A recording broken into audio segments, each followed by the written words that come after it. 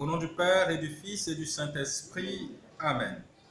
Frères et sœurs, en ce 13e dimanche du temps ordinaire de l'année B, je voudrais partager avec vous une méditation sur l'évangile que nous allons entendre, que nous entendrons sur nos paroisses. Cet évangile est tiré du livre de Marc au chapitre 5, versets 21 à 43.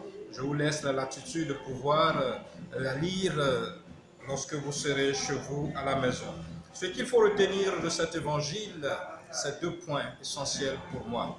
Le premier point, c'est que Jésus nous invite par son action, par sa manière de faire, à mettre une barrière, à briser tous les préjugés de nos vies pour pouvoir avancer en eau profonde. En effet, devant la femme qui souffrait de perte de sang et donc d'hémorragie depuis 12 ans, Jésus se laisse toucher par elle.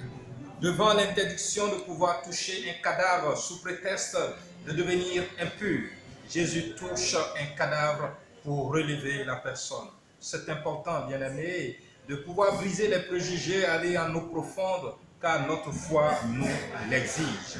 Le deuxième point sur lequel je voudrais partager et qui relève aussi de la puissance de la foi et de la croix, c'est notre manière d'aborder Jésus, c'est le contact à avoir Jésus dans la foi.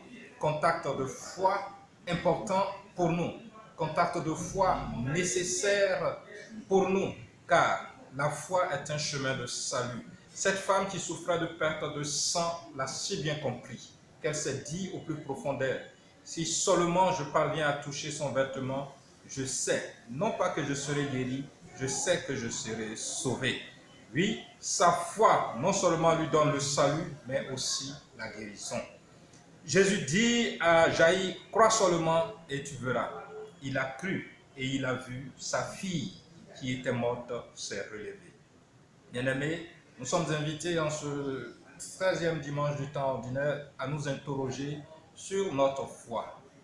La foi n'est possible que dans un contact réel, vrai, sincère avec le Christ, dans une proximité avec le Christ, une proximité qui brise les tabous, une proximité qui brise les préjugés. C'est ce que cette femme qui souffrait de perte de sang a fait et c'est ce que le Christ a démontré pour cet enfant qui venait de mourir.